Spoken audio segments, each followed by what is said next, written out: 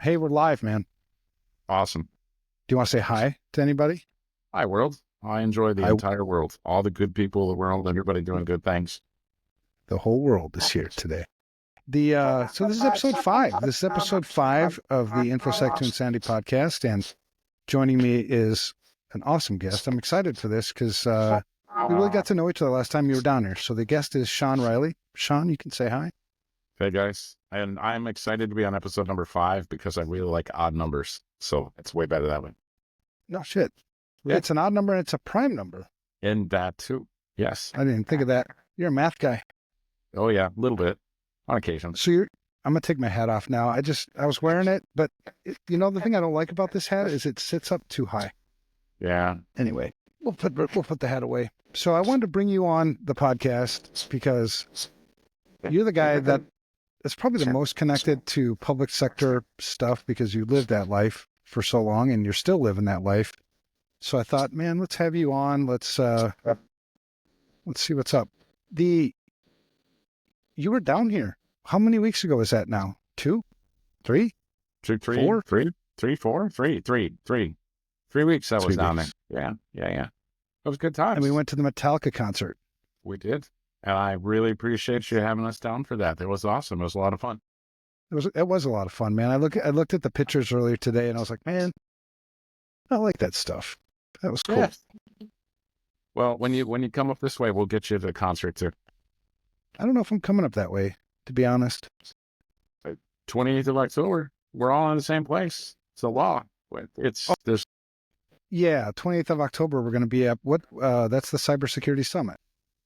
cybersecurity summit. Yeah, good times. Playing some games, cyber sports, learning things, teaching people, all the good stuff, all at the same time.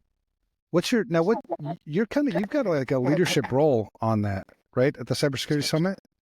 Yeah, so I sit on the think tank and Think tank, okay. Yeah, so I have a whole story. Should I tell the story? Yeah. All right. So I'll give you the abridged version. The people that want to see the long version, they can go watch the TED Talk. There's 4 TED Talks out there. You can go watch that crap. But here's the easy version. Started my first company at 16. Got out of that company at 19. Started a whole bunch of other companies. Biotech, energy, lots of stuff in healthcare. Doing lots of cybersecurity stuff. Ended up being a partner for Mayo Clinic, IBM, Department of Defense. Ended up being an executive officer for Mayo Clinic Health System, then the enterprise, doing the technology for 19 hospitals and 72 clinics across 3 states, and then 450 locations that I oversaw for the IT side for the enterprise. Been a cabinet member for a governor, and did that for 6 years. So I was mostly private sector in my career, a little bit of public sector, but 6 years as a cabinet member for Governor Doug Burgum up in North Dakota, doing awesome stuff, doing all kinds of things that everybody told me was not possible to do. We can talk about that later. But my term ended in December of 22, and I went back to the private sector, and we took some of our old companies and brought ourselves together into biz blocks now, where we do all kinds of fun things, but we're a venture studio. So we build companies around the world of all sorts and sizes, lots and lots of cybersecurity, lots of technology. Everything's technology today. So from a career oversight, right, I've been a CEO, CIO, COO, all the EIEIOs of the executive teams. And point blank, all of that is just bullshit stuff. None of that really matters. What truly matters, right, is not the titles, it's not the companies, it's none of that stuff. What matters was when I was 16 years old, I was not super smart. I wasn't super bright. I'm not super smart. I'm not super bright. People accuse me of that crap all the time. I'm not. But when I was 16, I'm the eldest of 5 kids. I've got 2 younger brothers, 2 younger sisters, and my parents were addicts and life sucked. And I've got the burns on the back of my hands to show remind me of the world I came from. And I should be dead, point blank, right? At the very least, I should be a drug addict. I should be in jail. I should be anything but somebody who has actually made a difference in the world. But I grew up in the city, bitty little town of Lanesboro, Minnesota, and the people in Lanesboro took it upon themselves to help me. And some of them helped me in itty bitty little ways, right? Just, paid me $10 for mowing a lawn. Other people, they brought us food. Other guys, they gave me a computer. Another person taught me how to use it. By the time I was 16, one guy, he put his arm around me, literally put his arm on my shoulder. And he said, "Kid, your parents may not be able to be saved, but you should be." And they took it upon themselves to help me. So now I take it upon myself to help others. And we do this all around the world, all sorts and sizes, everything under the sun. And that's kind of the real short version, the Reader's Digest version, the Paul Harvey version. He's, Right. he was on before any of us were around, but I remember watching those shows. So. And you and I talked when you were down here about, writing a book. Yeah. In the process of that, writing a book, figuring out how to help people, right? I don't care about titles. I don't care about companies. I don't care about the money. I care about who can we impact and who is it that we can help? Because the reality is today's world is freaking hard. And even if you're born in a wonderful place with a wonderful family, your life is complicated. You got all kinds of things you got to overcome. But if you're born in a place where you don't have those advantages, where you don't have parents that are helpful, where you don't have a family that's helpful, where you don't have people that empower you, then, life gets to be really, really, really hard. And I want to help inspire people. I want to help them believe in themselves.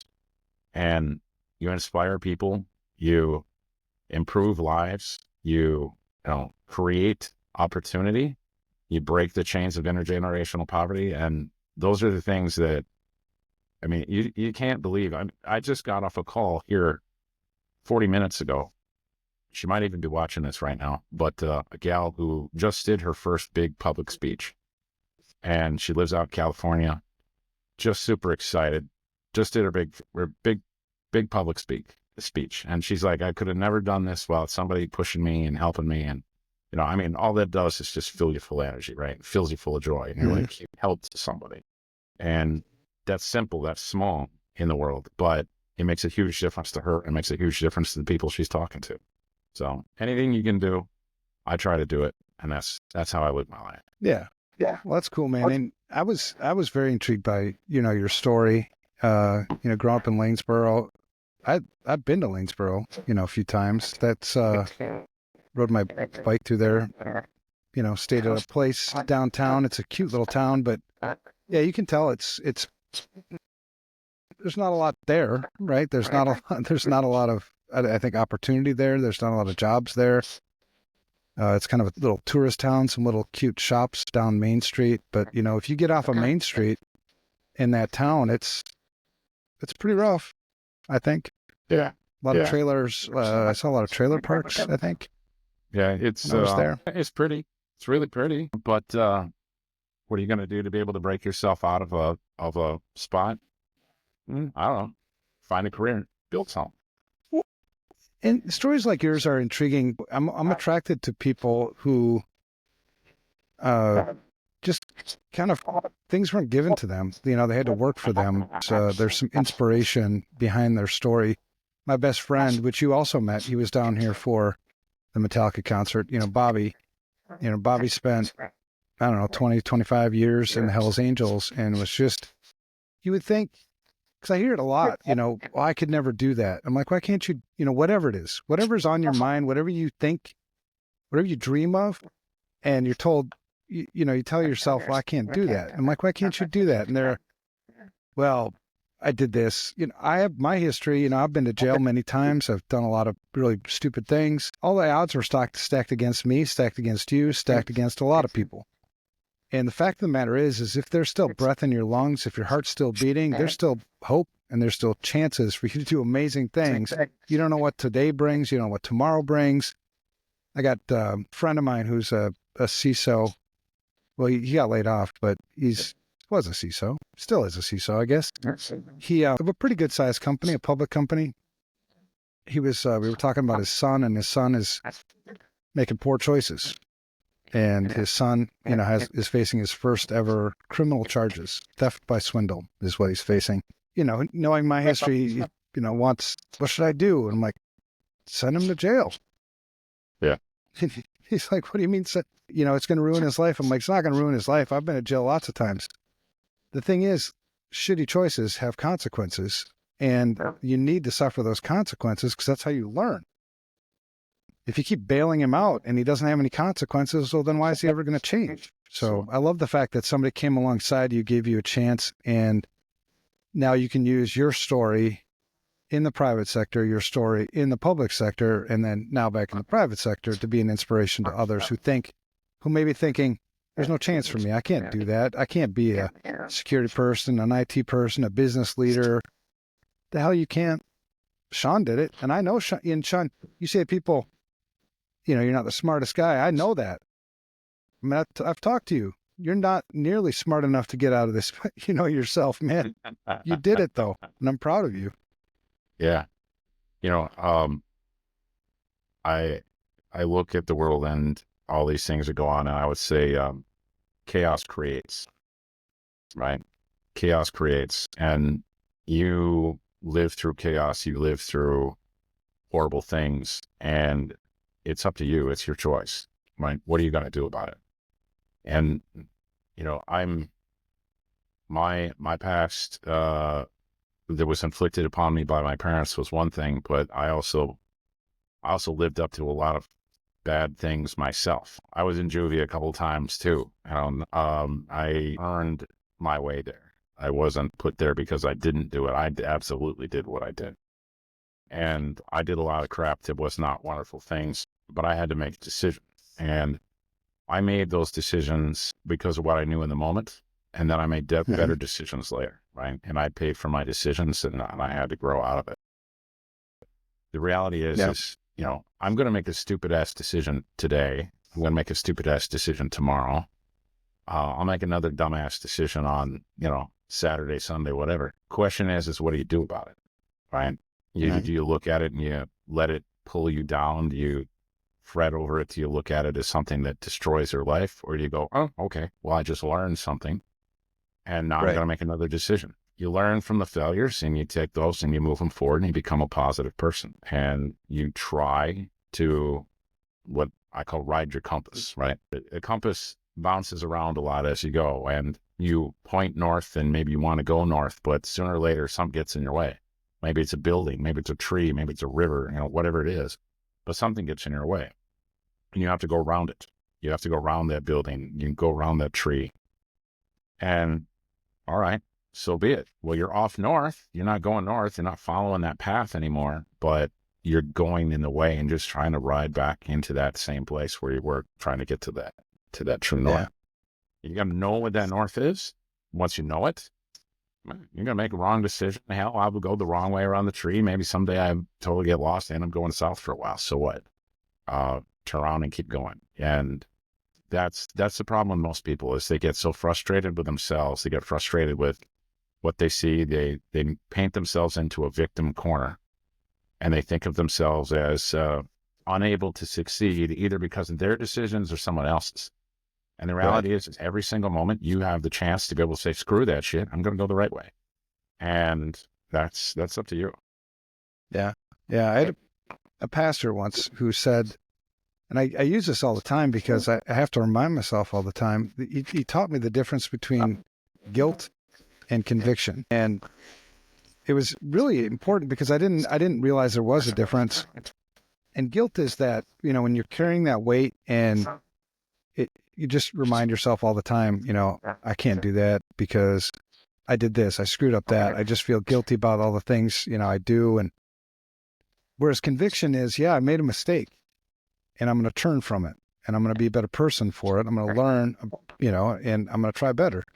And I just did that today, actually, right before the podcast started. My wife was telling me, we went to a dentist appointment for her, came home, and my daughter, who lives with us, was in the kitchen making a whole bunch of really cool stuff, right? And I came home, and I was tired, so I came home, I went right upstairs and took a nap.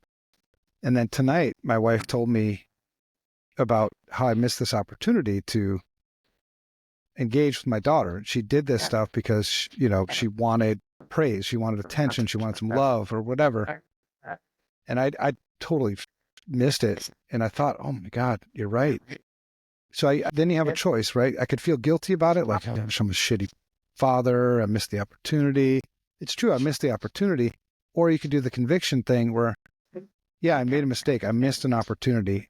I'm not going to do that again. Next time I come through that door, I'm going to pay attention to what's going on and not get so stuck in my own mind about whatever I'm thinking. But there's always those good examples, I think. And same thing with what we do for a living, what I do for a living, information security. You're going to have breaches. You're going to have incidents. Everybody does. The whole name of the game isn't risk elimination. The name of the game is risk management. And you're going to make mistakes and you own it. Step up, own it. The wrong thing to do is to blame somebody else for it. If you made a mistake, you made a mistake. Because if you don't own it, then you just continue to compound the problem and you just get worse and worse. You don't get guilty about it because, shit, it was just a mistake. I'm going to try not to make the same mistake next time. One of the most common things I see with companies, so when they get breached, and this happens private sector, public sector, and public sector is probably worse at this, honestly. When they get breached, what do? They hide it, right? They sweep it under the rug. They make sure nobody knows because, oh God, somebody might get fired, right? And they're fearful of it. They're fearful of brand tarnishment. They're fearful of getting sued. More often than not, their first call is to their lawyers, and their lawyer's like, oh God, everybody's going to get sued, right? And over again, you see this problem. And yet, if we were in a situation where we shared that we've been attacked, if we shared that we've been breached, if we shared what our situation was, one, our pain would be a whole lot lower, right? And we started doing this in the public sector where we created a joint state security operations center across multiple states. And all these states all share a platform now where if one of them has a major breach, they can pull a cord and instead of hiding their issue, 10, 12, 15 other states worth of teams show up and can help them, right? And we've seen this just do amazing things across the country and take breach response from 3.5 months down to 3.5 days. Just ridiculous changes in what it would take to be able to do this. But again, it was people are saying, okay, we're going to admit our fault. We're going to admit that we made the mistake. We're going to make it public that we had a problem, right? Mm-hmm. And it's not necessarily that they screwed up. Maybe they didn't screw up. Maybe the bad guy's just really good today, right? Because who knows? And maybe they got a 0 day and you didn't know anything about it.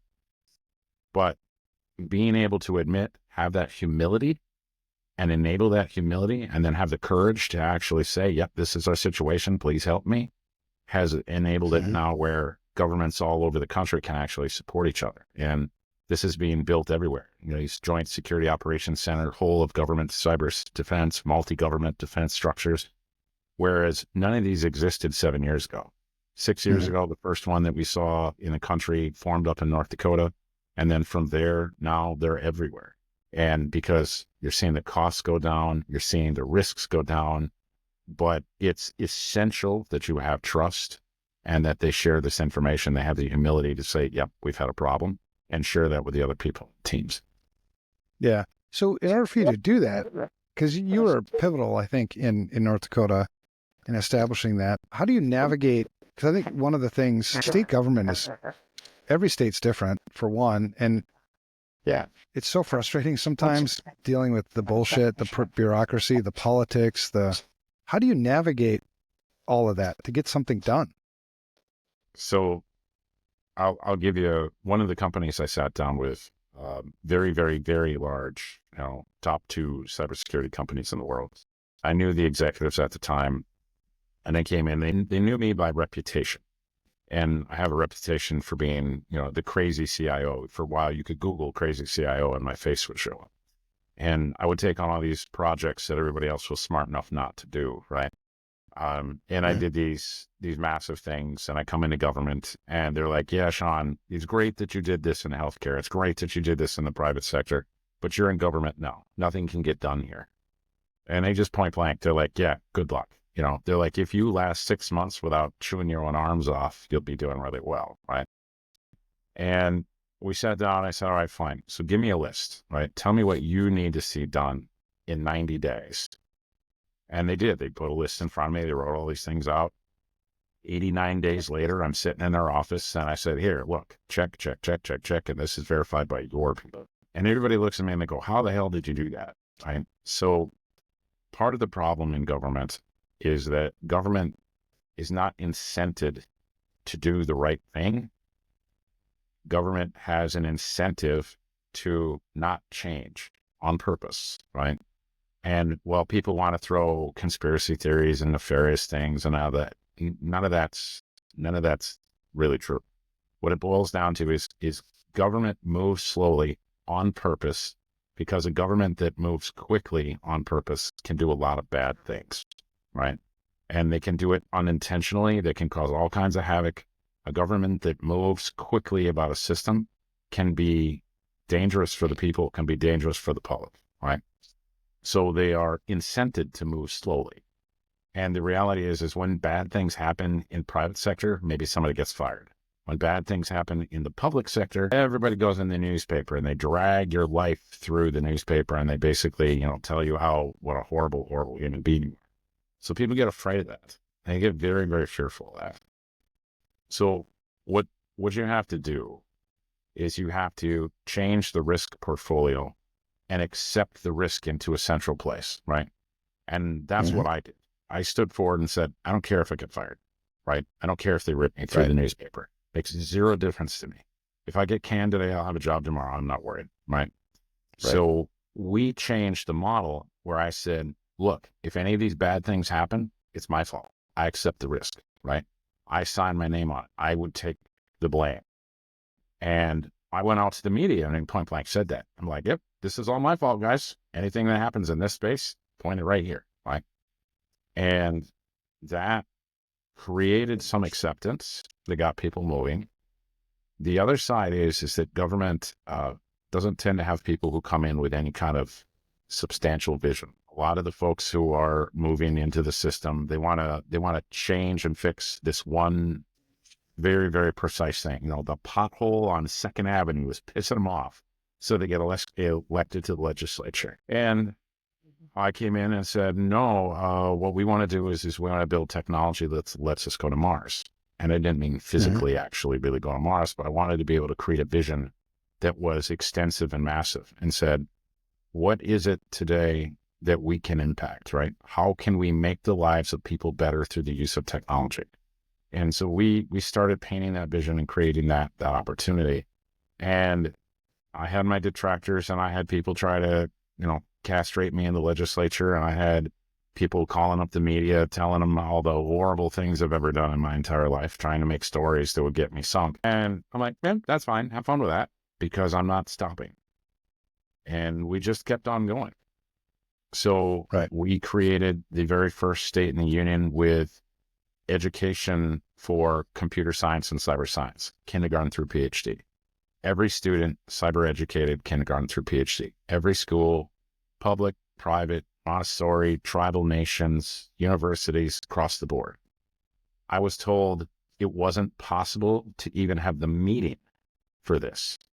And we created the computer science standards, created the cyber science standards, integrated those together, taught 2,500 teachers, deployed it to 181 school districts and 11 university systems in under a year. And even my private sector friends are like, oh, but it came down to tenacity and setting a vision and creating the opportunity for people to really, truly do what in government work they want to do. Because the vast majority of people in government went there because they actually, honest to God, want to make a difference. But most of the time, they're not allowed to. And we gave them the opportunity. We put them in front of them. We gave them the vision. And this was just one of several projects like this that were all these things that everybody told me wasn't possible. And so often it's because every state person that I've interfaced with, almost everyone, seems like a really good person. They're in the game for the right reasons. They're genuine. They're good people. But far too often it seems like there's poor leadership in the states. And there are some states I think are doing, from my perspective, which is an interesting perspective because I'm not in the weeds on a lot of this stuff. Some states I think are doing a pretty damn good job. And I think some states it's like, what the hell are you doing? It's so inconsistent and crazy, because I agree that you do have these joint efforts, with the joint operation centers and, incident response processes and things. But I was at one state, and I'm not going to name the state. People that know me already know the state, but I was invited to talk to their Blue Ribbon Commission on IT, which, I guess makes recommendations to the governor and, or somebody, I don't know who the hell goes to, but there was Dell was there, Accenture was there, and me. And Dell was just trying to sell stuff. I mean, it was all about zero trust architecture and whatever. And same thing with Accenture. And then when Accenture, the CISO for this state asked an interesting question in the middle of Accenture's discussion, because they were pitching zero trust too. And he said, well, where do I get started with zero trust? And the guy didn't have an answer, so he just kind of skirted around it. And I was the last one giving the presentation, so I added a slide to my deck, which I wasn't supposed to do, I guess, because I guess your deck is pre-approved or something, but I added one anyway. And it was, this is where you get started with zero trust, because I was like, you didn't answer the damn question. But when I started, it was obvious that one of these isn't like the other, right? I'm not like these other two people. Yep. But I have a question for this committee of this Blue Ribbon Commission. What's the current state of security in the state of whatever right now? And they're like, what do you mean? I go, well, how do you know that the money, they had no clue what I was talking about. And that's what I said. That's your problem. You have no understanding of the context of, you think it's a technology thing. It's not a technology thing. You think it's these things. And the way you measure security in this state and probably most states is by how much money you're spending. Yep. Which is bullshit. Yep. Because I would rather not spend any money on security than misspend money on security. And so it was really frustrating. It's not a terribly difficult problem to solve logically, but I think it's a difficult problem to solve politically, bureaucratically, because I don't think I don't know why they don't do it, actually. What's your take on that? Yeah. So technology is easy. People and process are hard. And the reality is, right? So in a private sector organization, the board of directors has a vested interest in the success of the company. The board of directors typically has a substantial knowledge set that evolves or revolves around the actual delivery of that organization, right? You don't typically go find a banker who has absolutely no background in agriculture to sit on the board of a, planter company. Problem is legislatures, right? These legislators get elected on whatever specific issues, right? Doesn't matter, red, blue, green, yellow, whatever the hell color they are, whatever political party, makes no difference whatsoever. And when they come into the legislature, they will typically get something in the neighborhood of 1,600 different subjects tossed at them. Okay. And it could be anything from, green bean canning to the, defense of the country to what is the educational profile for the schools to, on and on. Most of them are important issues, right? Some are, whatever, but most of them really are important issues. And the problem is these people come in and they're downright experts in 5 things. And they're passingly knowledgeable about 25 things. And they've got a general familiarity of the existence of another 25 things. And then there's another 1,500 things they've never heard of in their entire life. And we expect these guys to be able to vote on it and pass bills on it. And they have no idea, right? Because who would? No one would, right? Everybody has their forte. And the reality is that there is no human being with that kind of extraordinarily wide knowledge set, right? It's just, just doesn't exist. Yeah. That's an interesting perspective. I didn't think of it that way. Yeah. And so the legislatures, they're trying hard. They really, truly are, right? I mean, everybody loves to rip on the legislature and the politicians. And have my own reasons to rip on a politician or to myself. But the reality is that, I mean, these guys they get accused of dreaming and scheming, right? But the reality is that they're just trying to figure out how the hell they're supposed to manage their states. And then add on, technology is very complex. It takes a ton of knowledge set. And for the most part, these organizations, none of these legislators know anything about technology. They've never worked in technology. I mean, most of them can't spell IT, right? It's just not something they've ever had to deal with. It's an insane aspect of kind of how this works. Then, so you were able to get things done in your state because I think you had a vision and you were able to lead. You know, because part of leading is, you know, building consensus, getting people, you know, building that political capital, you know, to get shit done. But I look at most other states, I mean, does it come down to, there's a lot of states that just have really shitty IT and information security leadership? Part of it is that. I mean, some of these people might be your friends, so I'm not going to call any of them out, you know, individually. I have people that I would like to, but I'm not going to do that. You know, a lot of the states have IT leaders who have no IT background, right? I mean, these are appointed positions, right?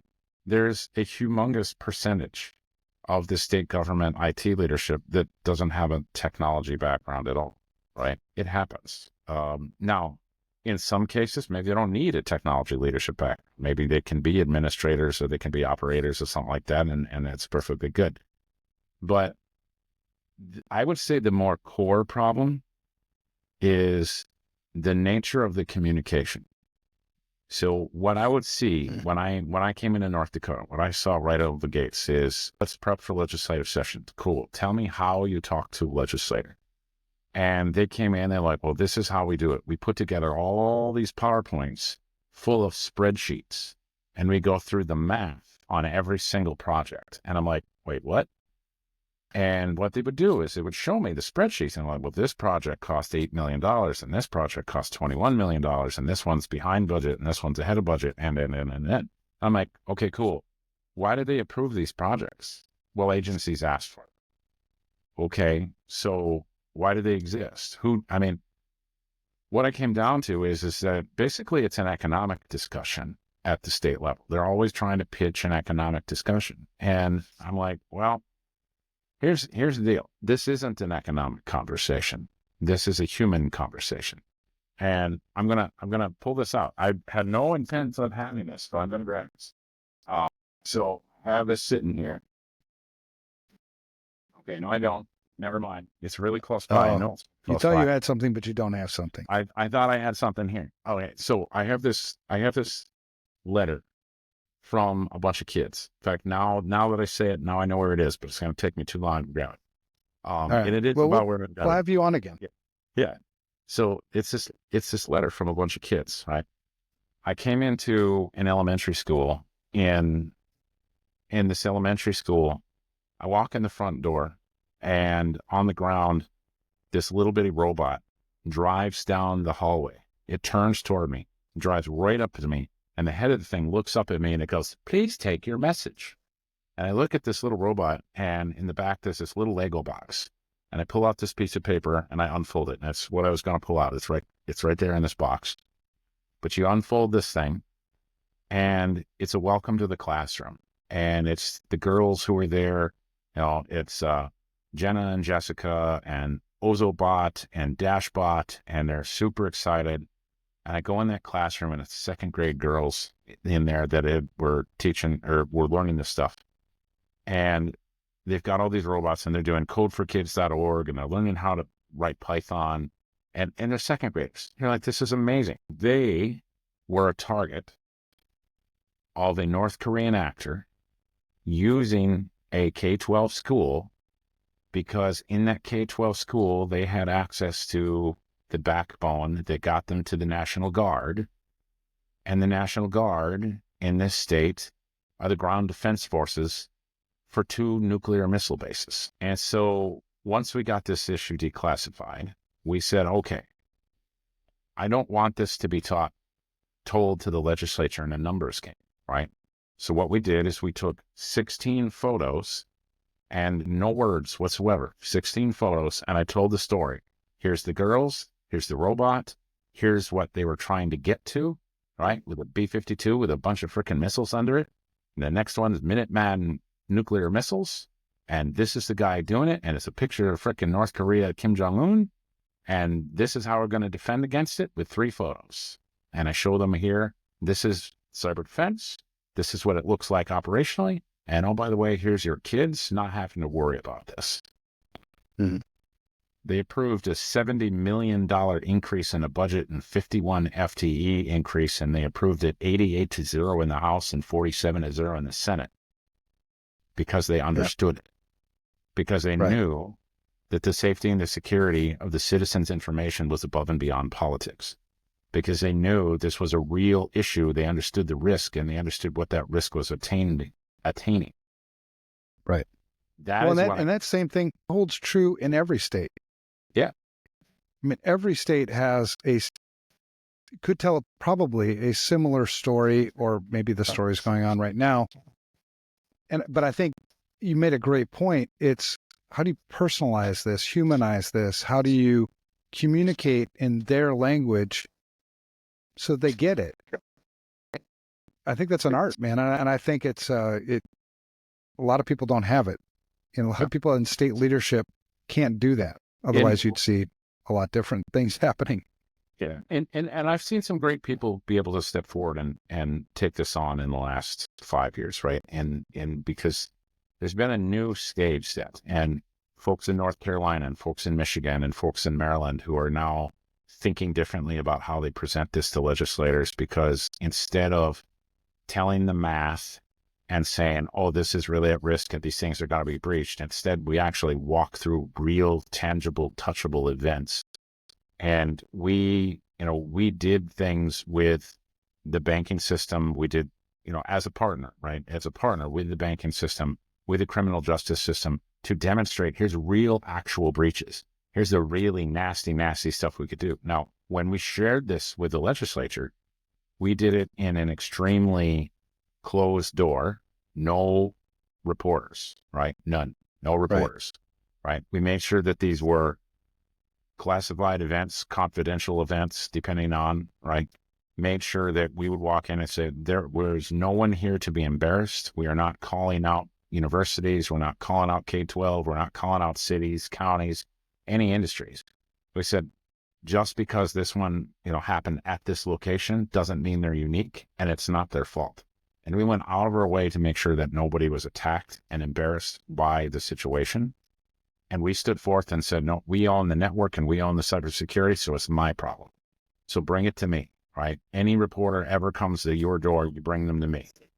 And when we made that operation, that completely changed the conversations, right? Counties and cities especially were begging to give us their stuff, going, please, God, take this, because we can't handle it.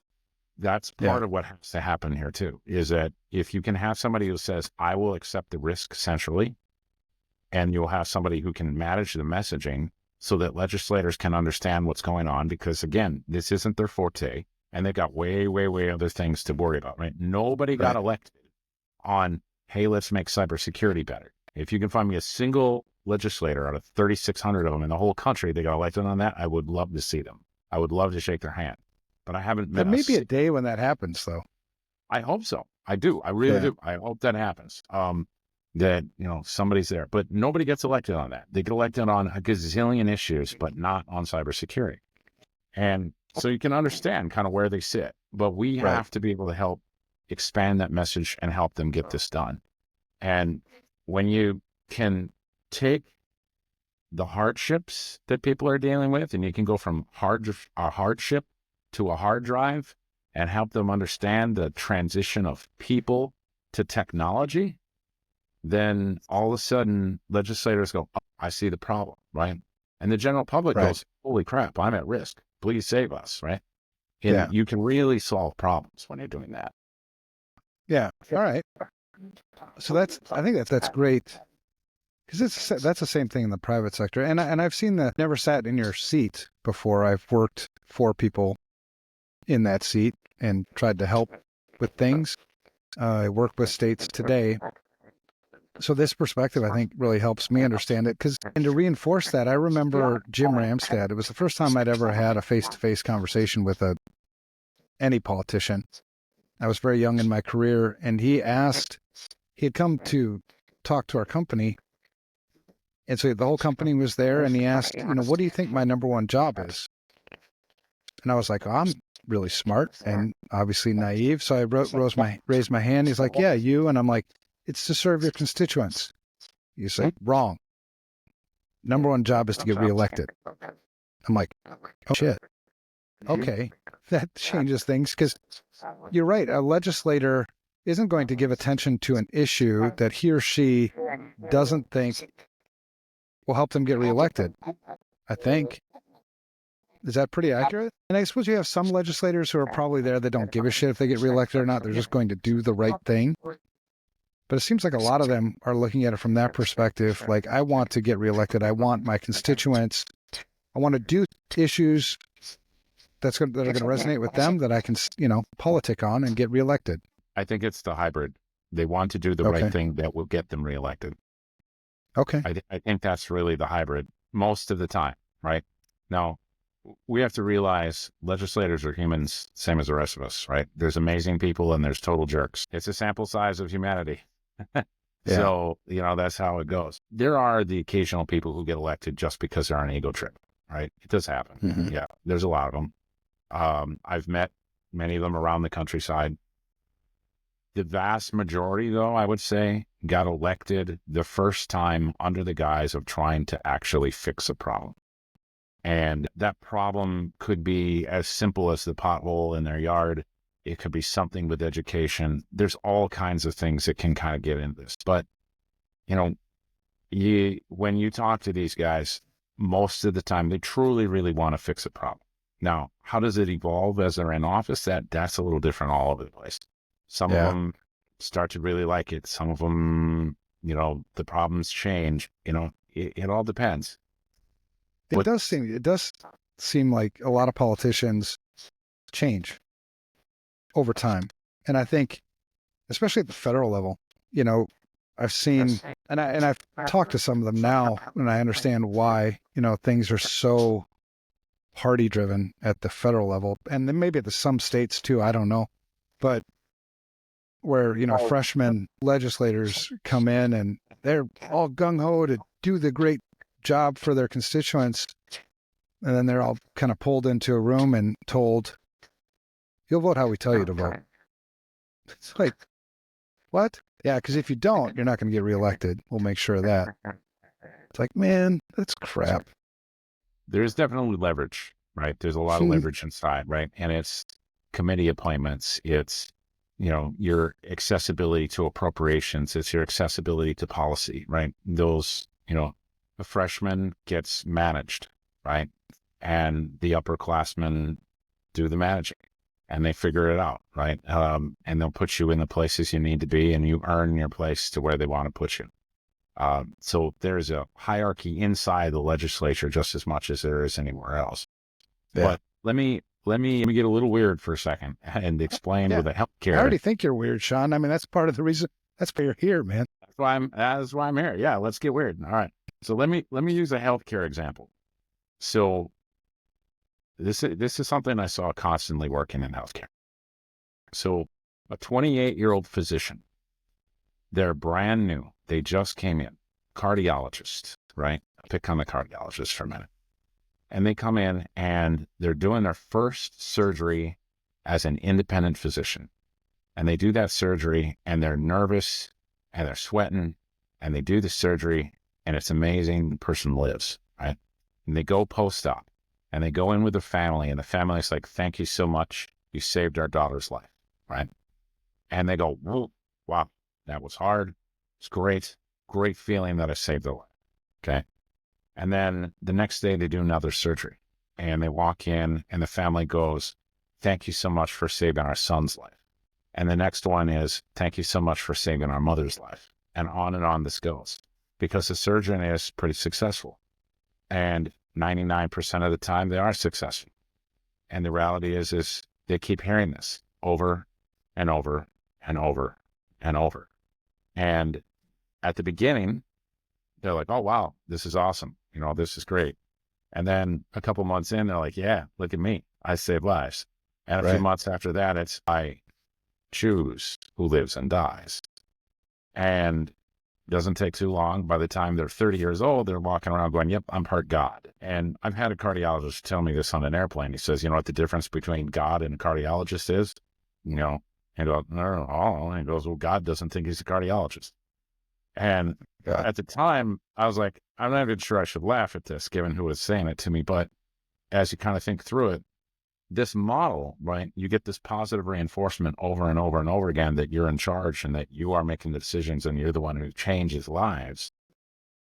When you apply that to CEOs, right, I get told how brilliant I am every freaking day, right? I'm a moron 95% of the time, but I get told how smart I am all the time. And if I let it go to my head, I lose humility. I lose the ability to reflect. I lose the ability to remember where I come from. And it's easy to lose that. It's super easy. And I think when you look at how society treats people in charge, cardiologists, politicians, right? We go to them and go, oh, you're so amazing. You're so wonderful. You must be so special because you got this job. You're so amazing. You're so wonderful because I want to kiss your ass, because then you might give me some of that government monies that I want so much, right? You might also pass those government bills that I want so much, on and on and on and on and on. And as you go through those things, it doesn't take long before, normal person who is very, very normal before all this starts getting this and they start feeling it. And all of a sudden it's really, really hard for them to reflect. And I've seen this in our industry, not even, even outside of public sector, long time people, been in this industry a long time. You've been in this industry for a long time. And there are some people that within our industry are up on pedestals, like, their shit doesn't stink. They're the ones that go up in front, in front of senators in these hearings. They're not the same people. They're definitely not the same people because I knew these people back then, and, we were sort of peers back then. Today, I don't even think they remember my name, which is fine. I'm not in this game for that. And you watch some of the advice that they give in Senate hearings, and it's bullshit. It's like complete bullshit. And it's like, what did you just say? Hell no. But then when you think about it from their perspective, and now adding what you said, having this sort of God complex and their motivation. I started in this industry. I'm still in this industry to fix the broken industry. You're in this industry. You're in your position because you want to change the world. And that's the only thing that keeps me, I think, honest. Because I think a lot of those guys started out for the right reasons, but now they're all in it for the money. It's all the money. It's all power. And so they'll tell the Senate, after big breaches, they'll tell them whatever it takes to continue that train. Whereas, knowing them back then, they would have never have said that shit. Now, I mean, if there's some way you could put them back in that mindset of when they started in this industry to where they are now, they'd be embarrassed, they'd hate themselves. But it's crazy how in my own life, I've seen things, you make little compromises along the way, right? Things that, you maybe normally wouldn't do, but it's like, okay, just a little bit. And you do that over a long period of time. And the next thing you know, you're so far off the path of where you started. And hopefully you've got somebody around you, or an event happens or something gets your attention, and you're like, holy shit, how did I get here? And then you look back and you realize it was just a little, it wasn't like I didn't take a right turn. It was just little compromises along the way that just, it's like a 1 degree variation over a long period, and see how far the angle is, when you get to the other side of this. That's interesting. So let me give you another twist on how that happens. So it's easy to make the assertion that they're doing it purely for the money or the power and those kind of things. And those people exist, right? They absolutely do. There's another twist on this. And I'll give you a twist right here, this podcast. So I'm a public figure. I used to be on the news all the time, cabinet appointee. I'm on stage. I have no idea, 50 times a year or more. I have no idea. Mm-hmm. Lots of Twitter followers, lots of YouTube, TEDx, blah, blah, blah, blah, all that bullshit. I've been on this podcast now for 53 minutes. I guarantee you I've said something here that somebody in my normal work zone or normal operating zone is going to look at and say, oh my God, how the hell could he say that? And by 10 o'clock tonight, I'll have 3 emails sitting here with some rancidly pissed off person because I said something that offended their sensibilities, right? And I don't know what it is that I said so far. I apologize to all the people that I've pissed off and all the people I haven't pissed off. No, you don't apologize, Shawn. You never. That one of the things I don't think anybody should ever have to apologize for is being who they are. You know what I mean? Saying what you think. If I piss people off, get pissed off. Not my problem. That's where I've landed at this point is I've hit this point of I'm going to be who I am and I'm going to say what is my truth and what I believe to be fact. And I'm going to put that out there. And if people hate me for it, so be it. Welcome to the world, right? Meh, I don't care. My skin has gotten thicker and thicker and thicker. The hard part, right, is that for somebody who hasn't gone through that, who doesn't have the skin that has become the freaking rhinoceros or the elephant skin is pretty thick. Honey badger, for the honey badger out there, those people, when they get up in front and they make those tweaks to what they say, they're trying to appeal to multiple sides, right? They're trying to not piss people off. And oftentimes it comes across as they're trying to make the money or they're, full of themselves. And like I said, sometimes that is true. But a lot of the time they're just trying not to get themselves in trouble. And the way we get coached in that political world, you get coached constantly from everybody around you to try to keep you from getting in trouble because they don't want you in trouble. And so what ends up happening is your message gets watered and watered and watered and sometimes twisted, not necessarily intentionally, but under the method of, hey, we can't piss off so-and-so. I mean, when I was actually in the role, right, I was never supposed to say, hey, the Chinese government did this or the CCP did this. I couldn't talk about APT 17 or APT 21 or actual nation state actors, right? And in fact, we got to the point, the only nation state actor I was allowed to actually talk about publicly was North Korea. Otherwise, I wasn't allowed to talk about that because that's actually not our purview at a state level. That's a federal problem. And the feds get to make that policy and we're not supposed to talk about that. And I go, okay, but so what do I do about this, right? And yet our legislature doesn't have those restrictions. So they come straight at me and go, okay, what the hell are we doing about the Chinese hacking X, Y, and Z, right? What the hell are we doing about Iran hacking X, Y, and Z? What the hell are we doing about, blah, blah, blah, the Russians? And these are the weirdnesses of these rules, is that you don't get to actually be honest unless you're outside of government. Right. And then once you're outside of government, nobody wants to listen to you anymore. No, that's a good point. In a couple more episodes, I have a person that I want to have on the show, and it's somebody she wants to know what it takes to get in this industry. Has no experience, anything. And the reason why I want her on the show is I just want to hear her perspective on things. I think as I've gotten older and older, I've learned to appreciate more and more other perspectives, because to solve difficult problems, you need context, and context only comes from different perspectives. The more perspectives, the better.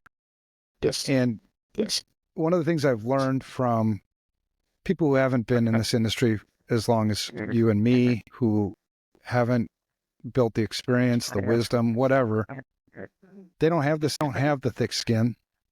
Yeah. They can't afford to say the shit that I say, because they'll get fired and they won't get hired by anybody. Whereas I'm at this stage of my career where I don't give two fucks what you think about me. Yep. I'm not here to appease you. I'm not here for you to stroke my ego, because that's the last thing I need. I'm here because I want to fix the damn broken industry. I'm tired of the bullshit. And I'm just going to say what's on my mind, and I'm going to share my perspective, and it might be wrong. That's why I like having people like you in my life who can tell me, well, no, this is what it looks like from where I sit. But the end of the day, and I wrote an article about this. I call it the circles. That's how I think about this stuff. My first circle is Jesus, right? I care what Jesus thinks about me. The next one is my wife. I really care what she thinks about me. The next one is my family. The next one is close friends. And 99.9% of all the people on the planet are not in any one of my circles, which means I don't care. I mean, I won't intentionally offend you. I won't, I try to show some respect, but if you're going to hold something I said against me because you're offended by it, chances are probably pretty good. The reason why you're offended by it is because you have shitty perspectives. You can't put what I said into context, or you've got some kind of bias that you need to check yourself on it. It's not my problem. Nothing pisses people off like being told the truth. It is most absolutely offensive thing in the entire world is telling them actual truth. Yeah. And this is one of those things that I used to think this was an upper Midwest thing because we have this kind of passive aggressive culture up here all the time. Oh shit. Yeah, you do. Massively passive aggressive culture. I've learned it is really a much, much broader thing, right? I've traveled the world a few times, and it's definitely a little stronger in the Midwest than it is in other places. But if you come in and you actually tell somebody how things really are, and it's actually true, oh my God, I mean, it's an essential part of this entire problem, right? Because we do this with cybersecurity all day long. We lie to each other about how secure we are. We lie to each other about how we've been breached. Me off.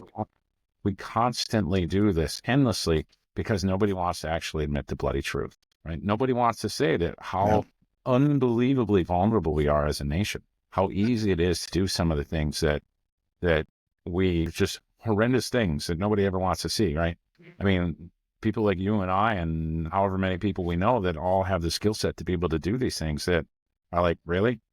Hey, the kind of stuff that would make Hollywood movies hit the top end, but they don't want to be. And to your point, I had a state that I worked with that actually defunded part of their cybersecurity program specifically because they were finding issues. They were finding issues, and they were hitting the newspaper. Yeah, and they were hitting the newspaper, and they were sick and tired of it hitting the newspaper, so they defunded them so they would stop finding the problems, right? That's actually why I left. That's why I left corporate America, because, I worked at U.S. Bank, Wells Fargo, United Health, and time again, I kept running into this thing where I'm so frustrated, and it even gets to the point where I was getting depressed. I was dealing with depression because nobody was doing anything. It's like, and every time I told the truth, I would get, and so I'm like, fine, I'll just start my own damn company. And hopefully somebody, somewhere, there'll be some customers who want to know the truth. And thankfully, I'm really grateful that there are, because I think there are a lot of people who actually do, but it's a lot of it comes down to the way you communicate the truth too, right? It's our number one core value. And me being the leader, I am ultimately accountable, right? Like, you have to realize as a leader, everybody's watching, so I say something, and that's the thing and I don't worry about that in podcasts or anything else, because what I'm telling is the truth. So fuck it. It's still the truth. And the thing that people don't realize about telling the truth is there's lies of commission and there's lies of omission. And they're both equally important. One is easier for people to understand and easier for people not to do, like me just to tell you something that's straight out not true. That would be a lie of commission. Then there's all these lies of omission, which are things that I should have told you that I didn't. Yeah. Yeah. And holy shit, it happens everywhere. People, and that's why I don't get invited back. I'll never get invited back to that Blue Ribbon Commission thing, Yep. I won't get invited back to a lot of the meetings I've been to, which is awesome because I hate meetings. So not a big deal. And I'll just keep preaching it, right? And that's the purpose of the podcast. The purpose of the podcast has nothing to do with ego.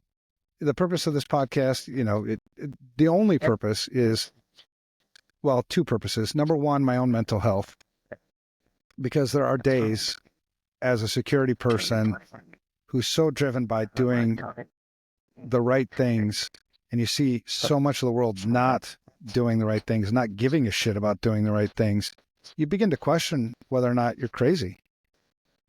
What the hell am I the only one seeing this shit?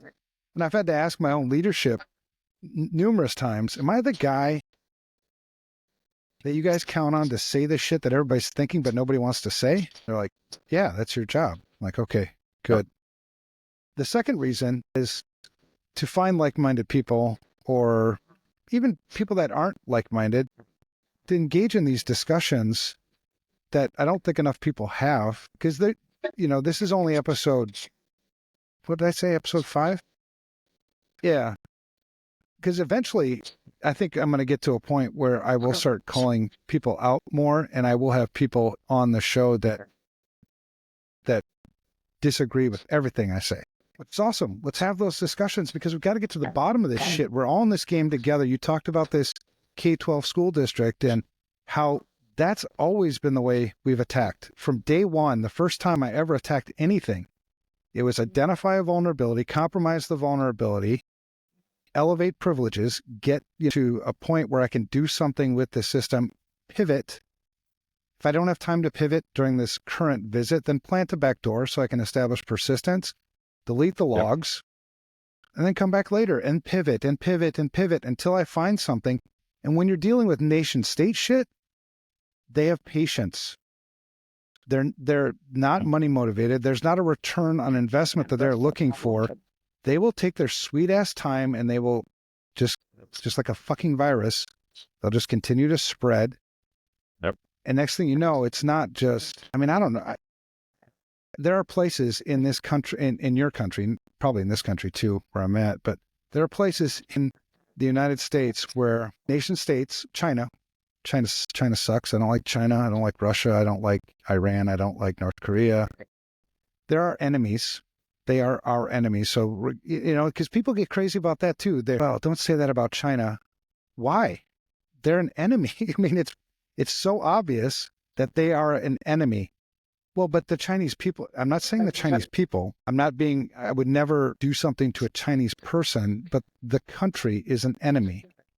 Yeah. And they are in our shit. They're in more of our shit than you would ever realize. And when you do tell people the truth on that shit, then the government gets pissed off at you. I live in Mexico.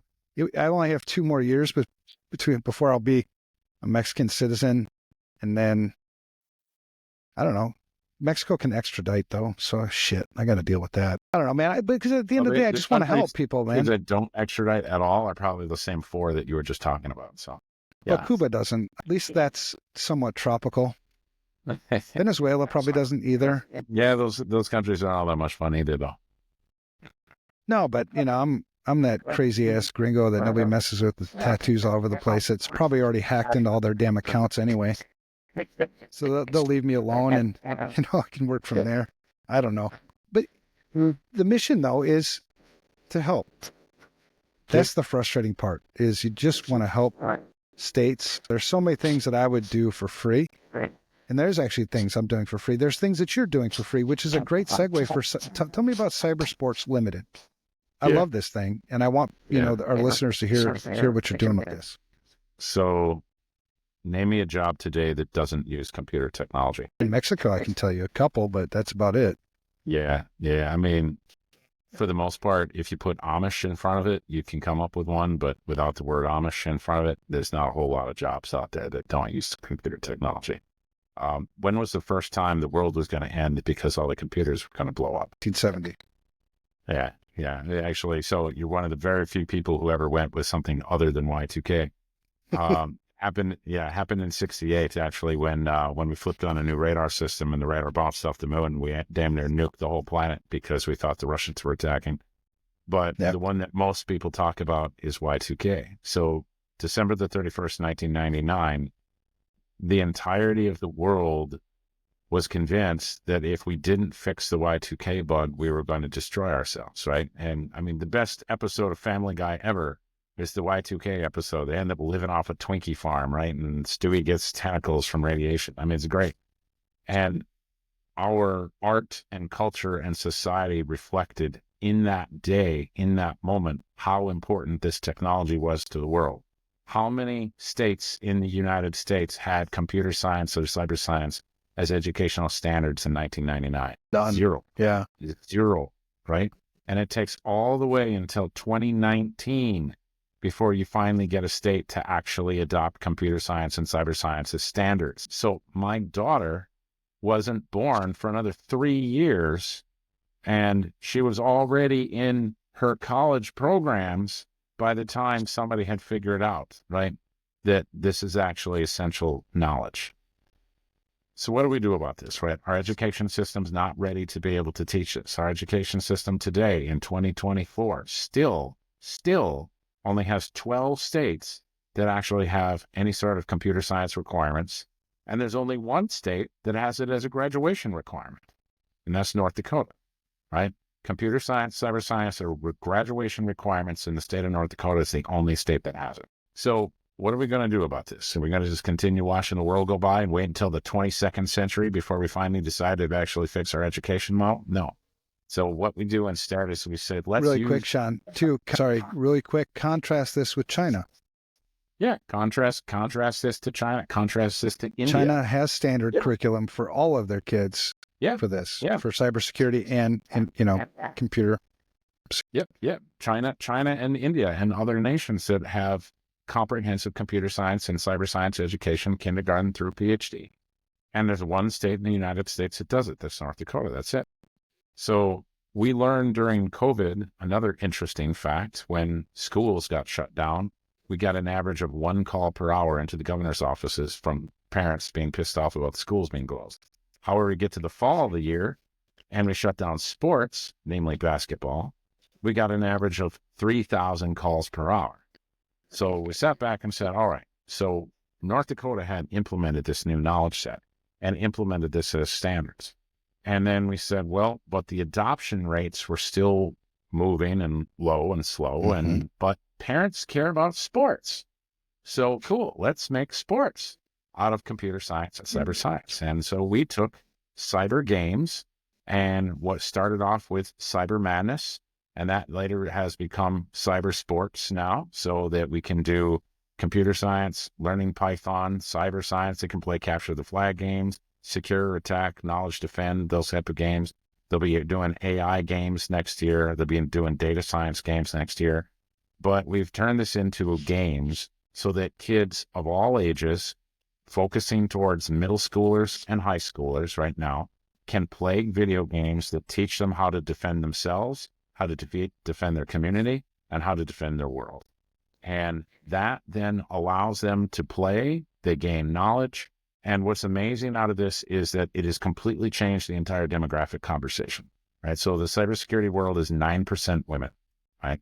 The games are almost 50-50, right? The whole aspect of who's involved, right? From an equity standpoint in cybersecurity, those numbers are kind of all over the place.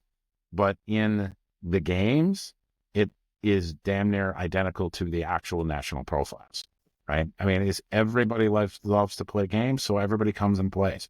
And they can play these games, they can learn how to defend themselves, their community, their nation. It's awesome. And they play in competitions.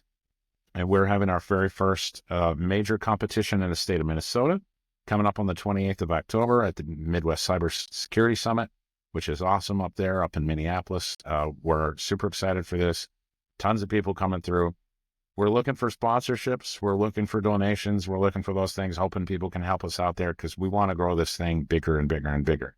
We've had conversations in Florida, in Texas, in Maryland, in Arizona, Arkansas, etc. And so Minnesota's the next round of games, and it's just going to get bigger and bigger and bigger. And ultimately, we're going to be in other countries. We've had conversations in Norway, Philippines, Japan. So this is going to continue. I haven't had a conversation in Mexico yet, but other than you. I got to get to an educator before I can check that box. But once I get to a school system, we'll bring it to Mexico too. But the reality is it's fun for the kids. They get great prizes out of this. The state champions up in North Dakota were getting amazing prizes, going home with $15,000 scholarships to digital academies. I mean, great capacities of programs up there. And we want to be able to expand that across the whole country. So ultimately, we want to have more players in basketball. That's 1 million kids a year. I think that's very, very possible, very doable. And we're going to just continue pushing and shaking and making that happen here over the next 3 to 5 years as we expand this across the world. That's cool, man. Well, that's the thing about information security is a life skill. It's not a specialized skill. I mean, it's not, it shouldn't be. I mean, it's a life skill, right? You have a phone that you carry with you everywhere you go. The average house in the United States, last time I checked, had 13 devices with internet access on their network. 13 devices. Okay. That's average, right? So you have some houses, lower income, probably have 2, 0. Yeah. But, that's a lot of devices, and most people have no idea what they have connected to what's talking to what. They, running default usernames and passwords on things. It's trivial. And those are awesome targets, especially for the money-motivated attackers. I mean, hell, cryptojacking is awesome. Yep. Using these as part of bot networks. And I always thought, like, when I was a kid, we didn't have computers like we do today. Yeah. My parents would put me to bed. They would lock the door, keep the bad guys out, keep me safe. Nowadays, most of us are putting our kids to bed with the bad guys in the bedroom, on the phone, on the iPad. It's extremely dangerous. And so I love the fact that, your heart and your passion is on, teaching kids, helping them to become good digital citizens. At the end of the day, it's going to be just life skills. So when we've interviewed lots of these kids, right? And I love to stay for the championship games and talk to all the kids everywhere. And we had these 2 girls who were in one of the teams, and they come up for the interviews. And I said, so you guys have been in this program for 3 years. So are you going to go into cybersecurity? Nope, not going into cybersecurity at all. Okay, cool. What are you guys doing? So one, she says, well, I'm going to university. I'm going to go into business. And the other one, she goes, I'm going into nursing. And I'm like, well, cool. So, but you've been here for 3 years in a row. So you're playing in all the tournaments, and they were a top 10 team in all 3 years. They're actually pretty solid too. And go, all right. So why are you here? And it was like I wrote the script myself. They look right in the camera and go, well, because every single job today uses computers. And sooner or later, we're going to be leaders in the new companies that we're going to be joining after we get out of college. And we want to understand the risks of what this technology brings. And I'm just like, oh my God, I love these kids. Huge hug for everybody. Right. But there's more wisdom in those kids than most of the CEOs I talk to. Oh, it's intense, right? You talk to these kids and they know that technology has risks. It has amazing potential and has amazing rewards, but they know it has risks. And they wanted to understand how to manage that themselves. And it's incredible.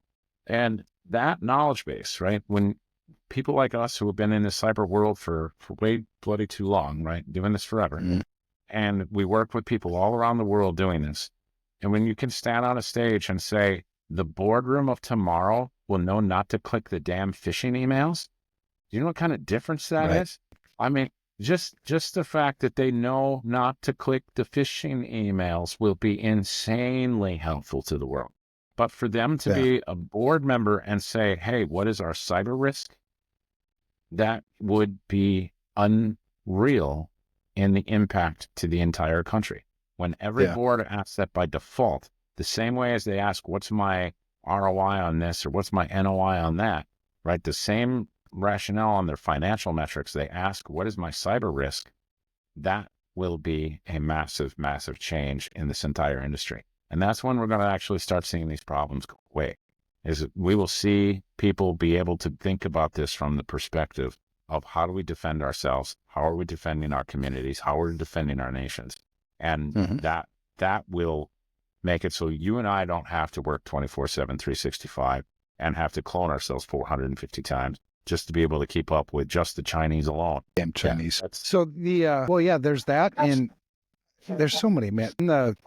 So I'm trying to think, because a very common complaint I hear from CIOs is how difficult it is for them to keep up with the unrealistic technology demands of the business. So beyond the fact that you're a shitty leader, as a CIO, because you're not an order taker, right? You're supposed to be there to, put this in line.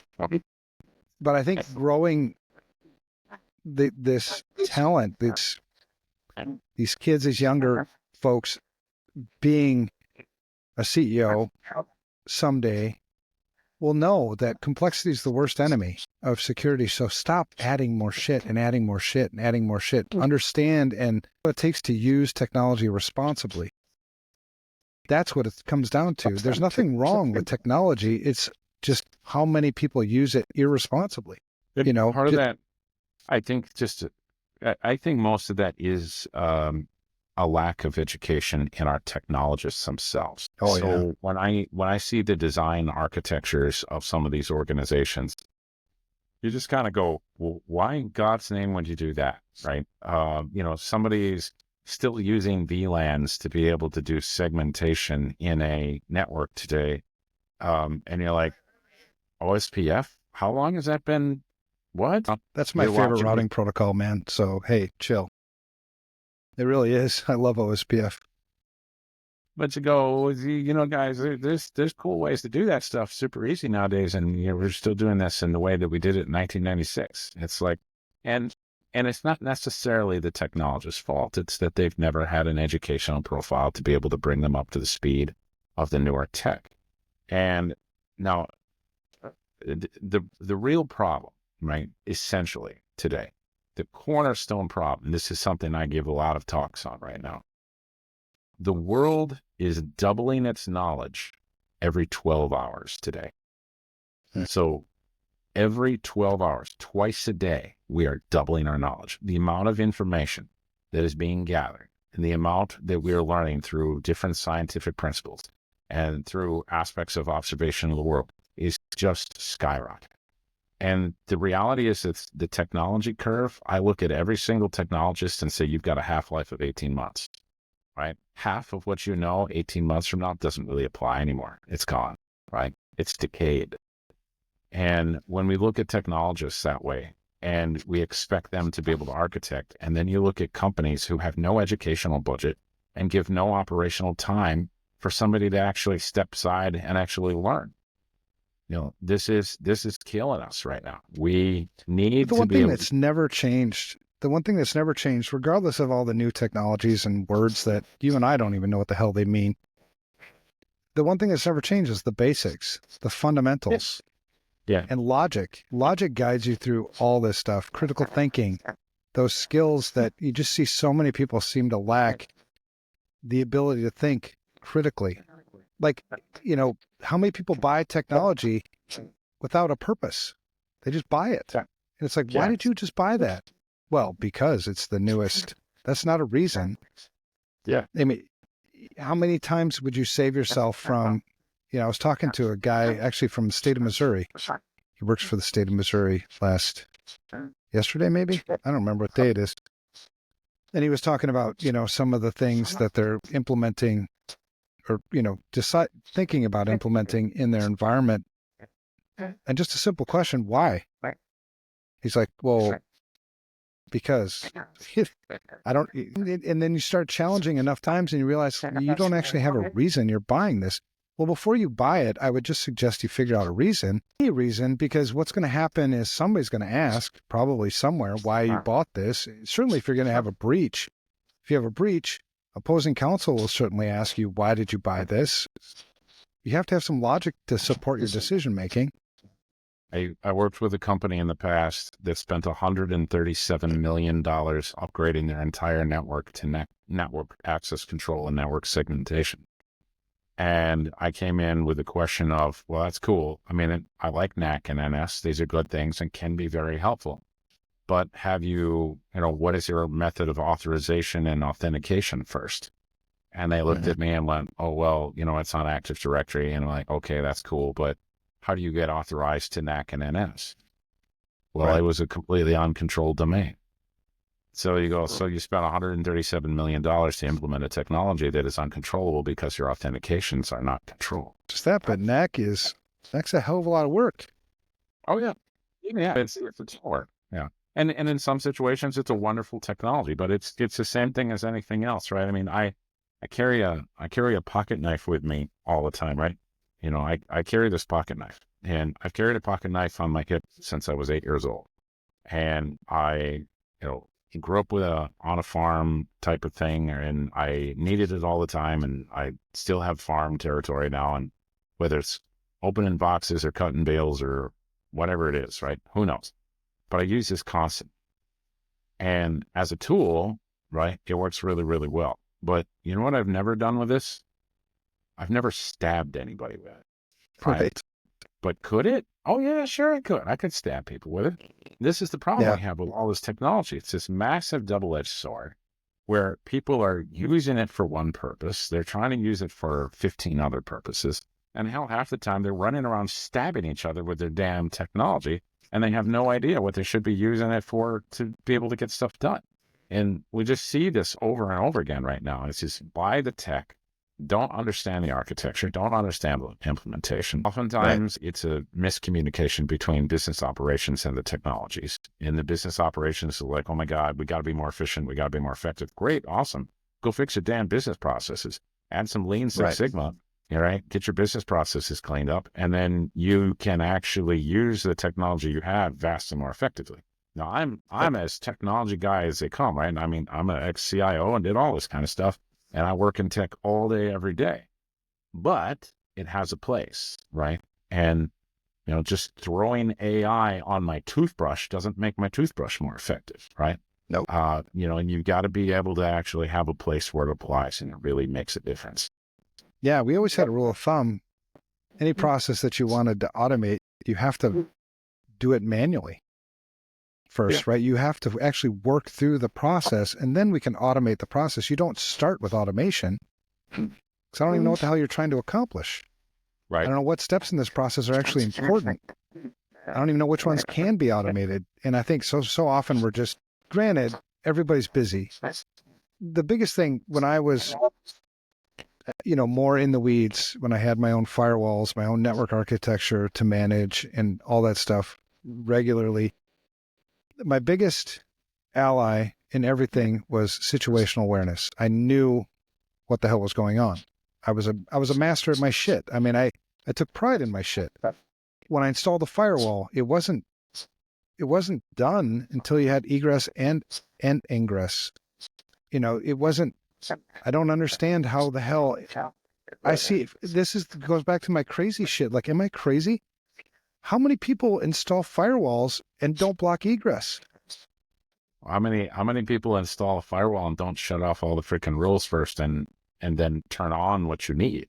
It just blows me away because and start blocking. I mean, it's over and over and over again. You could block. I mean, if you actually ran a firewall, right? Firewall technology, you could take, an old 6520. Doesn't matter, right? You don't have to have all the next gen bullshit and use it properly.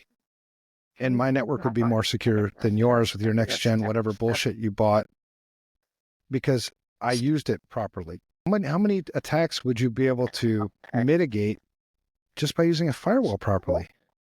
Yeah.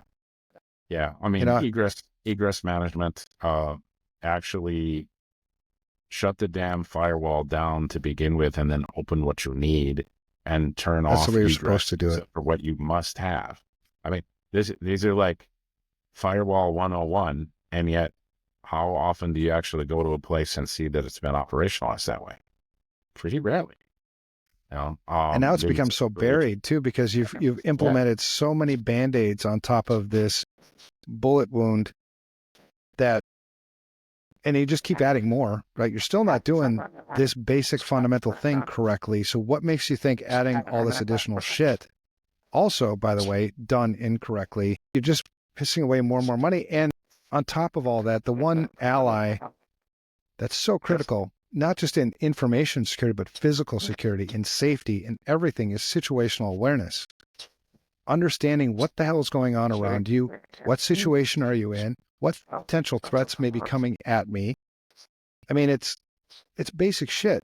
And that's the stuff that never changes. Like you could, sure, AI, and there's a whole bunch of acronyms. I actually created a game. We're not going to play it today. Maybe we'll play it later. I call it acronym asshat. Okay. That's the name of the game because, and it's actually something that you play with another person. I just thought of it where we try to quiz each other on acronyms. Like I'll say an acronym, and then if you get it correctly, you get a point. And then we just keep going back and forth. And then we have the bonus round, which are acronyms that I just completely made up. I pulled them out of my ass. And then if you can guess those ones correctly, then you get 2 points. It's kind of I think it'll be a fun game when I finish it.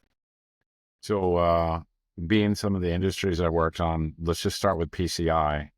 And I'll say PCI, you give it, then you say PCI, I'll give it, and then we'll go back and forth with PCI about 15 times because that's how many different things it equals, depending on which acronym or in industry you're in. And they're all technology acronyms from the technology groups, but some are healthcare and some's payment card and some, Yeah. That'd be a fun one too. Yeah. I'll finish it. Maybe I'll have that in the next episode. But okay. So back to the point, I love the fact that somebody's doing something, and there's lots of people doing things, I think, around creating better digital citizens. I like your motivation because everybody likes games. And when you think about what's important in life, it's hard to put much above like keeping yourself, your family, your home, your community, your school, your business, your state, keeping it safe. Mm-hmm. That's kind of really, really important because going back to the logic thing, we have enemies. Yeah. And they're connected to our shit and they're in our shit and they don't care about the safety of your children. They don't care about the safety of your business. They don't care about you. Oh, and we're connected to them. Over the last 10 years, we've seen hundreds upon hundreds of school districts be ransomware. And typically when a school gets ransomware, the ransomware will connect to the school and say, cool, we have all the records of your kids. None of them get to go to college unless you pay us. And if the school refuses to pay, they take the information they have and they go directly to the parents. And they go to the parents and go, your child doesn't get to go to college because they won't have any grades. They ransom parents directly, right? And we've seen this all over the country, right? This is horrendous stuff. And they don't give two shits about your kids. They don't care about anything else either. They're managing their money. And when you look at how a lot of this ransomware works, right? North Korea raises over $10 billion a year in ransomware. They were funding themselves post-sanctions using ransomware as their freaking funding model. And then this started many years ago. But there's been a huge problem with the Department of Defense has been just ranting about this, trying to figure out how to stop North Korea from getting around sanctions by using bloody ransomware as their tool. And K-12 has been a primary target because they're super easy.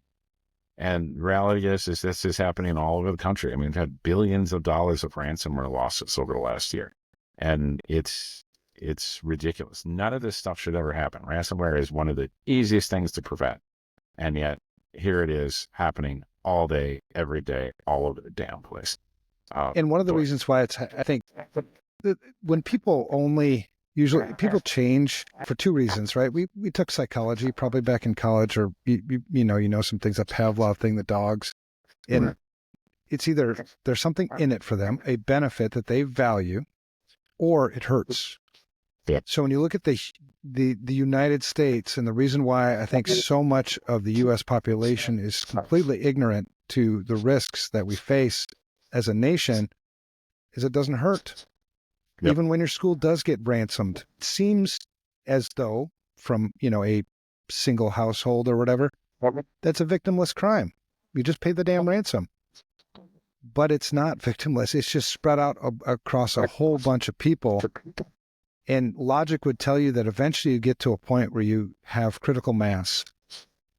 It's so much, you can't afford it anymore. And now you're really fucked. We see the same thing with, attacks all over the place. Nobody's really held accountable for it. And so nobody really changes. Yep.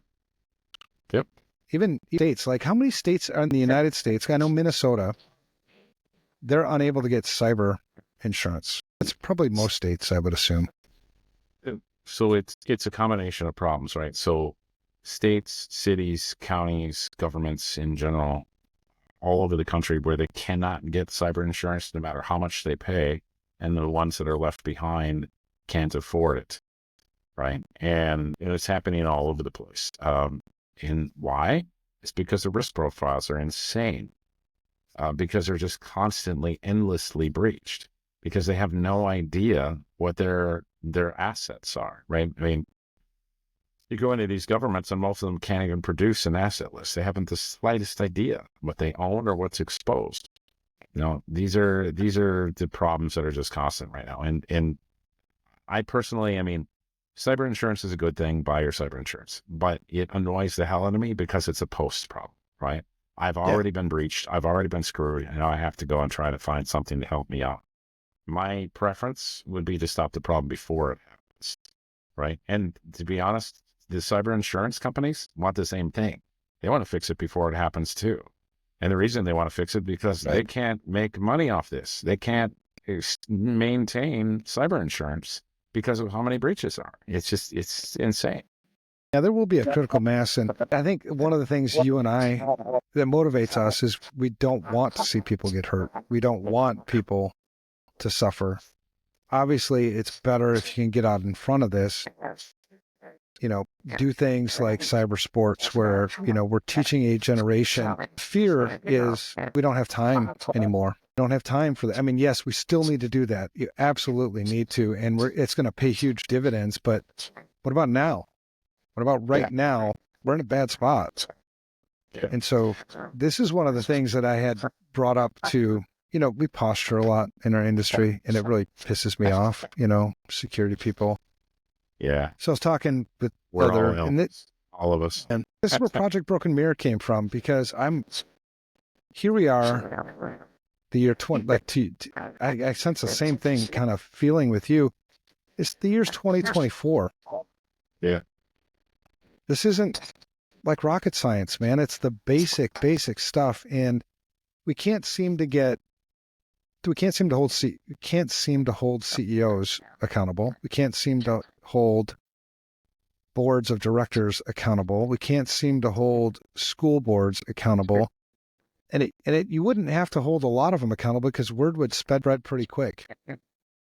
If boards were held personally liable for a big breach, you'd see it on every board docket, on every meeting now. So you don't have to have them all suffer, but, we need to have something. But the frustrating part about us in the United States, and I think there's wisdom behind it. They said with great freedom comes great responsibility. Didn't somebody say that? Who said that? Jefferson? That's a Spider-Man thing. Is that Spider-Man said that? With great power comes great responsibility. That was Spider-Man. Yeah. Okay. Was there anybody with more wisdom that said that too? Or no? Let's say it was Thomas Jefferson because I just want to. Or Benjamin Franklin. Let's go with Benjamin Franklin. Yeah, those guys were smart people. Let's say it was them. So we have this. And that fact checking this podcast anyway. We can get away with that. Well, yeah, somebody will somewhere probably. But what I wanted to know because it frustrated me, is we don't even know what we look like. As a country, we don't even know how exposed we actually are. We hear things from all kinds of different places. I see things. I see my perspective. I get called. I don't do hands-on incident response anymore because my team is much better at that. But, sometimes I'm called in for the wisdom-y things, I guess. And so you see these things happening. You're like, my God, it's everywhere. Is it really this bad? And so I wanted to map the attack surface of the entire country. And that's what I intend on doing. To your point too. And so I started with counties. I started with the public sector, because I think citizens need to know. They need to know what we look like. They need to know what's coming. And it's a start of a process. It's not where you stop. You don't stop at the attack surface. but I have to meet people where they're at too. Throw NIST CSF on their lap and say, here, do this. The hell, most of our industry doesn't know how to do that. Why would I expect a water treatment facility manager to know how to do it? So mapping the attack surface and making it a public thing. Everybody can join in. Everybody can do it. And it'll probably marry up, I assume, at some point with cyber sports, because I have no other motivation for it. So if you see a use with what you're doing in cyber sports with what I'm doing, it's all yours, man. I even went to CISA and said, here, do this. You have it. You should be doing this. When you call yourself America's cyber agency, here. I just got a whole bunch of bullshit. I'm like, all right, fuck it. I'm doing it myself. So, well, I'm in anything we can do to help expand what the kids' exposure is, and we can do some really great stuff there. And when you start being able to give these guys tools where they can actually, again, gain the knowledge necessary to ultimately defend themselves, that's amazing. That's awesome. And yeah. And what we need to be able to do is we need to be able to get a coalition of organizations out there to get excited around this. And what kind of blew my mind the first couple of years when we were doing this in the state side is the top donators were banks, insurance companies, sporting goods companies, retail organizations. The IT shops were like 50 organizations, because the IT shops are like, whatever, cybersecurity, we all do that, blah, blah, blah. Everybody else, they're going, oh my God, we're sick and tired of this problem, right? And when it costs them $64,000 per incident and an average of $4.2 million per breach, given a $25,000 donation to the game so that, 1,000 kids can play, that's, that makes sense. That makes economic sense for these companies to give those kind of dollars and to be able to do this. And, ultimately, when you can have 1 million kids play across the entire country for, just over $25 million a year. Yeah. I mean, yeah, I think people are excited for the possibility to be able to go and fix this problem. So for listeners, the podcast or, viewers, how would they go about donating? Where do they go? Yeah, so Cybersports Ltd. So Cybersports Limited, cybersportsltd.org, and go out there, take a look, and go ahead, sign up and do your donations out there. And it's a nonprofit, tax deductible. Yep. C3 registered with the United States IRS. Thank you, IRS, for getting that paperwork done for us. We appreciate that. Yeah. So it's out there as a full regulated, managed, not-for-profit. I love it.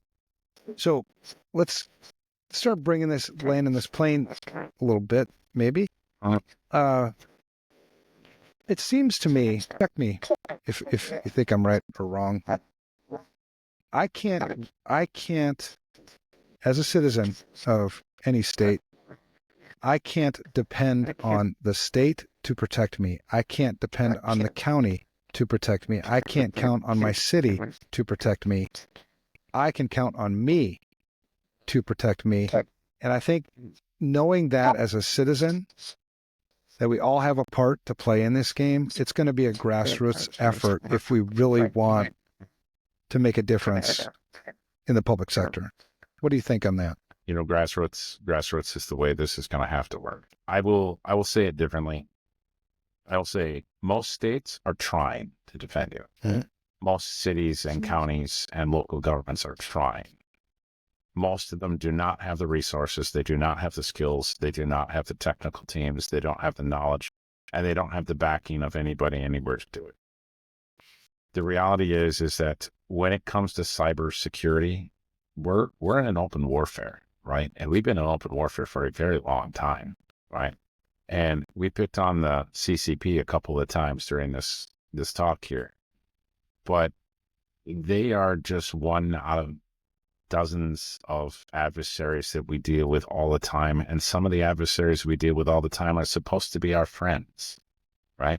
And, I've worked on cyber warfare task forces before, and I've been part of NATO missions on this stuff and other Department of Defense issues over many, many years now as I've been part of these things. And what we have to realize is that even if the nation state is our friend, there's typically people inside that nation that are not. And the accessibility of these tools today is ridiculous, right? I mean, we've been able to weaponize cybersecurity for practically no money, right? Building an F-35 and putting an AMRAAM on that thing and a bunch of, Sidewinder missiles and that kind of stuff costs a ton of money. Building cyber defense weaponry nowadays, or cyber attack weaponry nowadays, 35 grand. If you need the team, and you can actually probably be able to do it for cheaper than that if you actually have your own technical skill set. I've seen weapons developed out of AI engines today by accident that are pretty damn effective weaponry, right? And that costs them $20 a month. So the reality is this technology is super accessible. It can cause a lot of havoc. We've seen it cause havoc. And if you're going to look to defend yourself, again, the governments, they want to defend you. They don't want to be dealing with this problem. Right. But they don't have the resources. They don't have the teams. And most of the time, they don't have the skills. And that's part of what we've got to be able to build out. So it's, frankly, hey, there's a hurricane coming, you defend yourself. There's a tornado, defend yourself. In my neck of the woods, blizzards, ice storms, you got to be able to be prepared.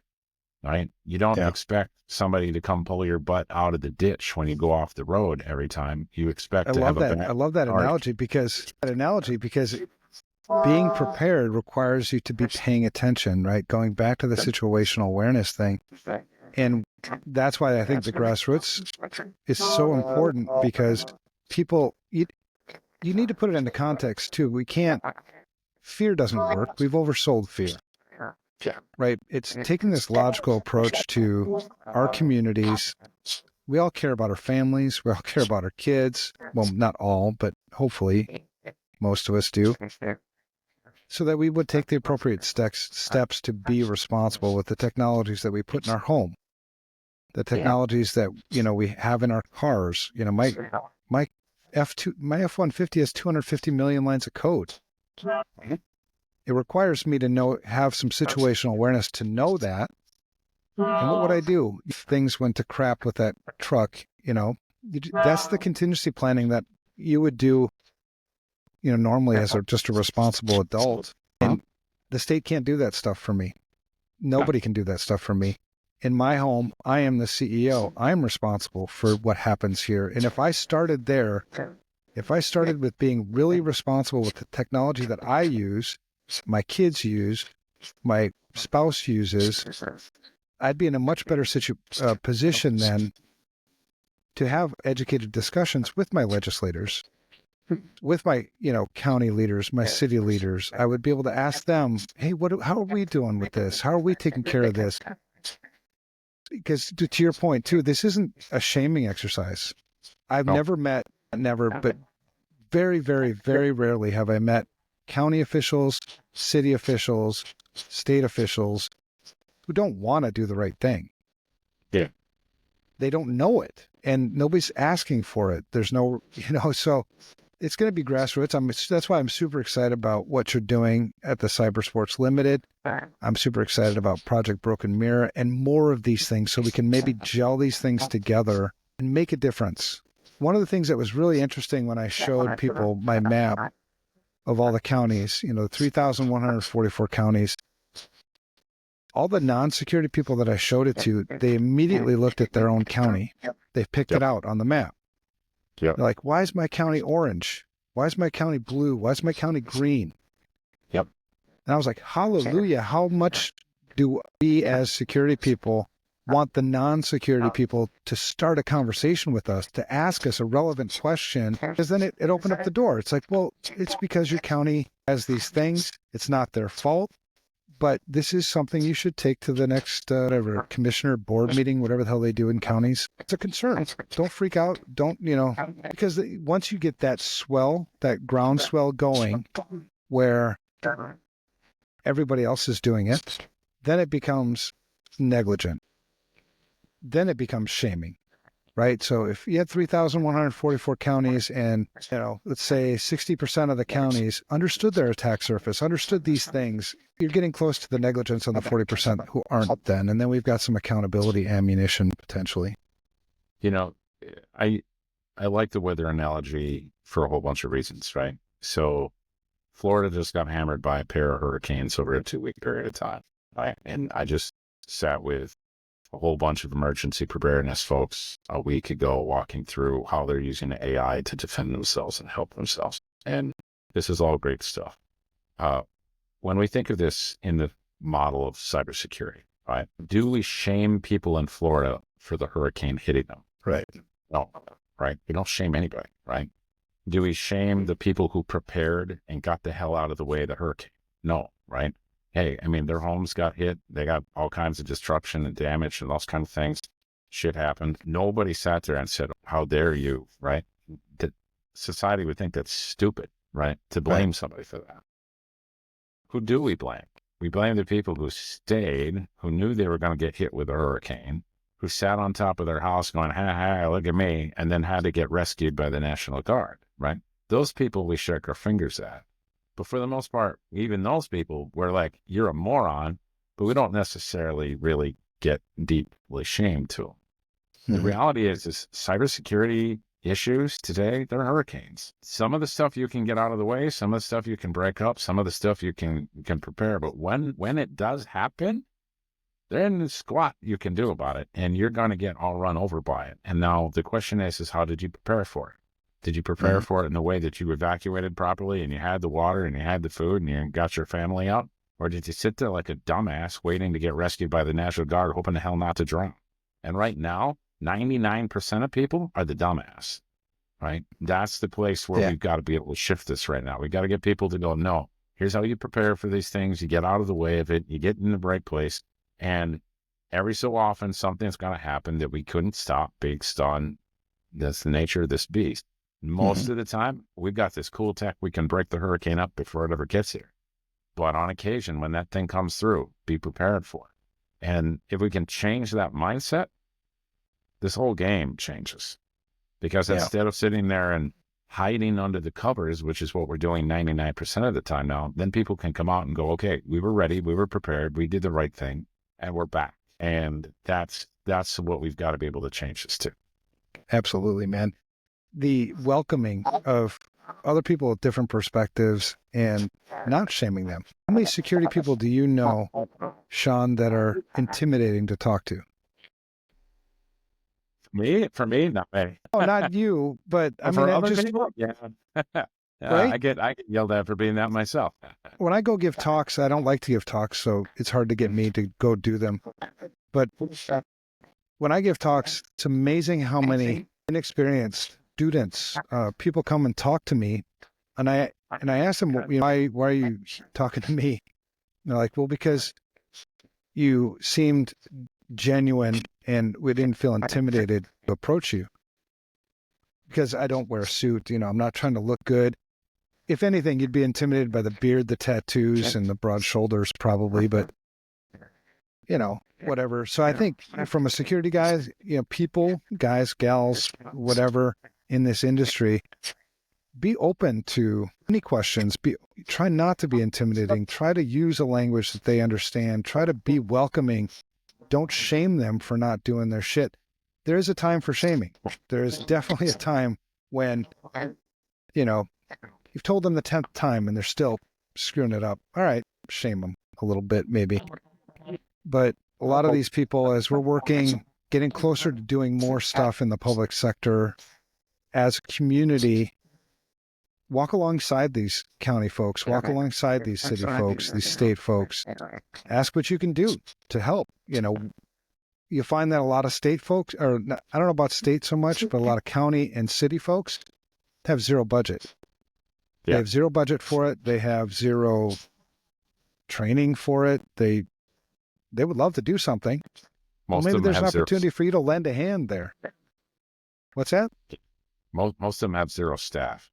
The vast majority, 12 across the country by volume, and the vast majority of cities and counties have zero people to be able to help them actually defend themselves. not a one. Right. And this was one of the things we want to do with cybersports is ultimately we want to be able to open JC socks for these kids to be able to help defend their community. And right now they're learning to defend themselves as they get older at this and get better at it, defend their communities. Because the communities You have no to defend one. yourself first. Yes. Going to the hurricane thing. If your house, if you prepared well and your house is standing and you're able to get back up and running quicker, well, now you've got time to go down the hill and go help other people get their homes put together. That's when you can, start working the community. So that's another really good analogy, Shawn. I learned a lot from you today, man. I loved your perspective on things. I'm still not saying you're smart or anything. I'm just saying I learned a lot from you. I'm not claiming that. You probably just read it somewhere. You're probably looking at something and just reading it off AI shit. Like probably. 5 screens telling me what to say over here. Yeah, I figured. I loved having you on the show, man. I'm gonna have you back again. I'm gonna see you in days now. 11, 12 days. Yeah. All right. Yeah. Well, keep up the good work. Let's find more people like us and bring this thing together and actually make a difference in our. I love it. Let's stop talking about bullshit and start fixing bullshit. Amen, brother. All right. Thanks, brother. Talk to you later. All right. Thank you much, sir. Keep having fun.